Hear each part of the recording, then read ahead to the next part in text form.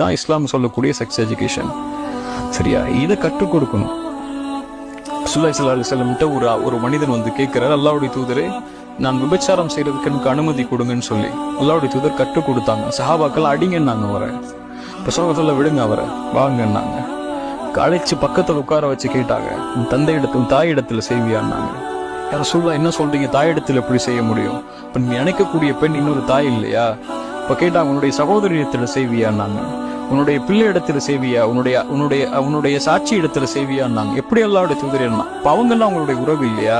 ரசூலுல்லாஹி ஸல்லல்லாஹு அலைஹி வஸல்லம் அவங்களுடைய நெஞ்சத்தை கை வச்சு சொன்னாங்க, அல்லாஹ் அவருடைய கல்வை சுத்தப்படுத்து, இவர் இதுல கெட்டு இருக்காரு, இவருடைய எண்ணங்களை சுத்தப்படுத்து அப்படின்னு அல்லாஹ்வுடைய தூதர் ஸல்லல்லாஹு அலைஹி வஸல்லம் அவரை சுத்தப்படுத்தினாங்க.